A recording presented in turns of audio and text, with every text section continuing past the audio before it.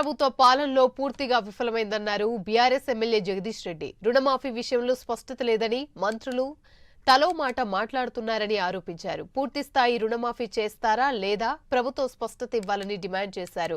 విద్యుత్ కోతలు విపరీతంగా పెరిగాయని మళ్లీ పాత రోజులు వస్తున్నాయన్నారు. ఎన్నికల ముందు ప్రజలకు ఇచ్చిన మాట విషయంలో మాట తప్పడమే కాకుండా ప్రభుత్వంలోకి వచ్చిన తర్వాత కూడా మాట మార్చి ప్రజల్ని మోసం చేయడం అనే సందర్భం మొదటిసారిగా మనం ఇక్కడనే చూస్తున్నాం. తెలంగాణలో అన్ని రంగాల్లో భీమవుతున్నారు. విద్యుత్తులో లెసపోజులు కొడుతున్నాడు బట్టి విక్రమార్క.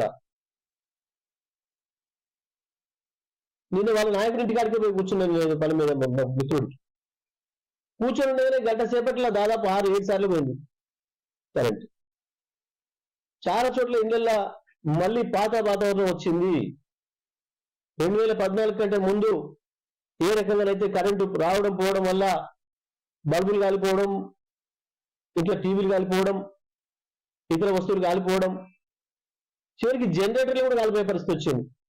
ఆటోమేటిక్ జనరేటర్లు కూడా కాలిపోయే పరిస్థితి వచ్చింది వాళ్ళ మీ కరెంట్ ఫ్లక్చుయేషన్స్ వల్ల.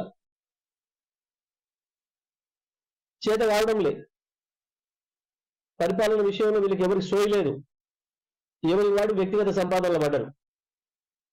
ముఖ్యమంత్రి స్థాయిలో ముఖ్యమంత్రి, మంత్రుల స్థాయిలో మంత్రులు అవకాశం ఉన్న ప్రతి చోట